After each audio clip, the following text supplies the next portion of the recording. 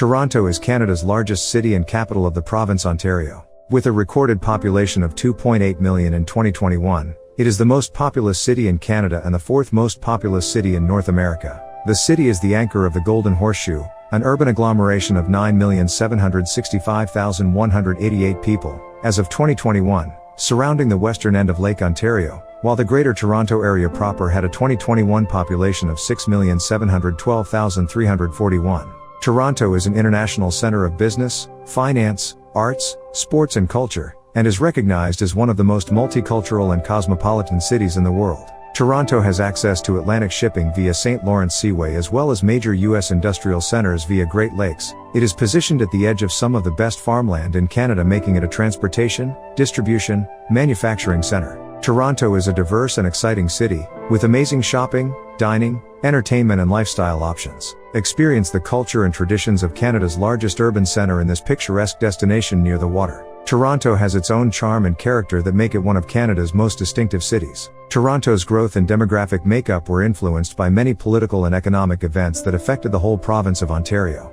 After the American Revolution, Ontario was referred to as a Loyalist creation because of the influx of English-speaking Protestants, and a number of First Nations, that chose to live in British North America. Immigration continued, slowly to begin with but then much more rapidly through transportation improvements that placed Toronto as a key transportation and industrial center. Many of the immigrants were from across Europe as well as the United States. Still, the population remained largely English-speaking and Protestant. Following World War II, Toronto was a magnet for thousands of new immigrants, many coming from Europe during the 1950s and 60s. Immigration laws had become more flexible by the 1970s, thus opening the door to a flood of new arrivals, particularly South Asians and Chinese. By the time of the 2006 census, more than half of the Toronto metropolitan area was made up of visible minorities, making Toronto a truly cosmopolitan city.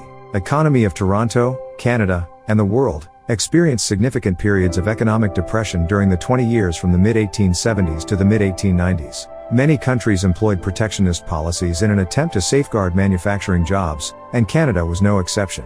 The national policy of 1879 imposed high tariffs on imported consumer products. The advantage to Toronto, and other manufacturing centers, was that Canadians were forced to buy domestic-made goods. This prevented U.S. products from crossing the border but not U.S. firms. The policy allowed U.S. and British companies to set up branch plants in Canada. Toronto, with its well-established ties and close proximity to the manufacturing belt of the United States, benefited greatly from this policy as many U.S. companies established plants in the city.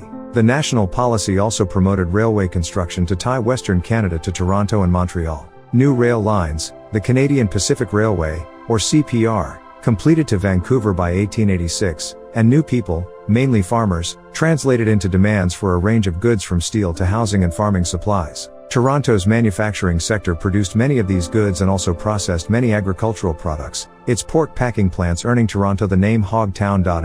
Toronto became a national retail sales market owing to the location there of the T. Eaton Company Limited, known as Eaton's, 1869, and the Robert Simpson Company Limited, known as Simpsons, built in 1872, as both department stores developed catalog sales whose network expanded in relationship to railway development. As the capital of Canada's most populous province, the city has a widely diversified economy. Ontario produces more than half of Canada's manufactured goods and most of its manufactured exports. It has immense resources of raw materials, minerals, timber, water, and agricultural products. Education in Toronto. Education options in Toronto reflect the diversity of its population and thereby offer a wide range of options between public and private systems as well as between English and French-speaking schools. The public system is free, with kindergarten students starting at 4 years old. High school students choose between programs of general studies leading to college or trade school options, and advanced studies lead to university entrance. At the post-secondary level are 3 universities: the University of Toronto, 1827, York University, 1959, and Ryerson University, 2002, formerly Ryerson Institute of Technology, established 1948, then Ryerson Polytechnical Institute, 1963-64. The University of Toronto is one of the top universities in Canada and is globally respected for its research. It is the largest in the country, with 3 campuses and some 90,000 students. There are also 3 colleges of applied arts and technology, the degree-granting Ontario College of Art and Design, and many private colleges, often with specialized programs. Cultural life. The city is an important cultural center. The Toronto Symphony Orchestra and other musical groups have an international reputation. There are 4 major theaters: together with many smaller theaters and theater companies, including the Factory Theatre, which is Canada's largest producer of exclusively Canadian plays, and Canadian Stage, which performs in several theaters. The Art Gallery of Ontario and the Royal Ontario Museum have excellent collections, and there are numerous privately owned galleries. Other attractions include the Ontario Science Centre, with its imaginative working exhibits, and Ontario Place, a large complex of recreational facilities on man-made islands that are an extension to the permanent Canadian National Exhibition.